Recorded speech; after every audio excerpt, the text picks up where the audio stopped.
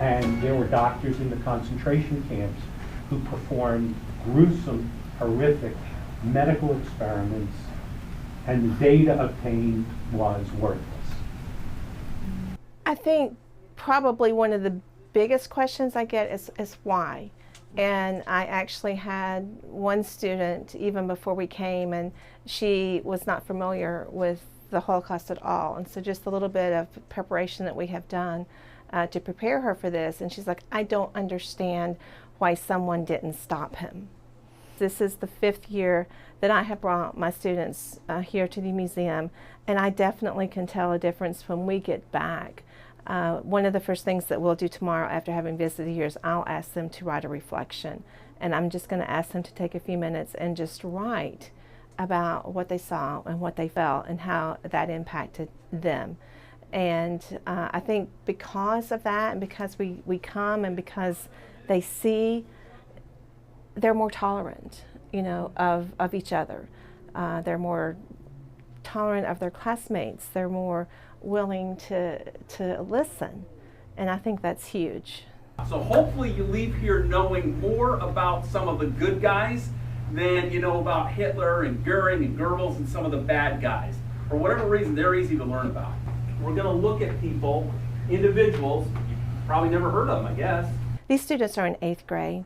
This is the most impressionable age, and it's why I choose to teach 8th grade, because I feel that this is where I can make the biggest difference. But this is the age where students are determining what they'll stand for and what they won't. This is how they're learning to relate to the other sex and to other people. And so this is such an important time. And so being able to bring them here and be able to share those things with them, I feel like that I can impact them on such a whole entirely different level, and that they will never forget, not just this experience, but all the things that I have tried to share with them, because I want them to be ready to go to high school, and I want them to be ready to take a stand in their high school and to be heard. And that's what I do. I'm preparing them not just for high school, but to be citizens of the world.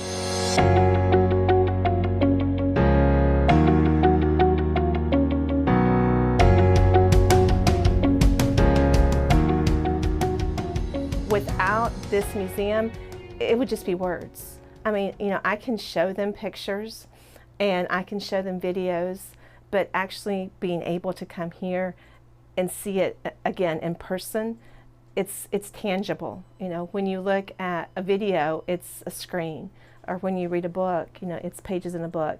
But being able to come here to the museum, it's a tangible thing. And, you know, there's so many things they talk about, because they see, you know, not just the uniforms and not just the pictures and all the stars, the different stars of David and the things that they hear. They see it, you know, they see it all, but they have so many things when they come back. So there's so many components. They'll be talking about it for days. The new building is going to be awesome. We really appreciate your donation, Mrs. Cohen. Thank you, Ms. Janet Cohen. The new building is going to be really great. Thank you, Mrs. Janet Cohen. I can't wait to go to the new museum. Thank you, Mrs. Cohen.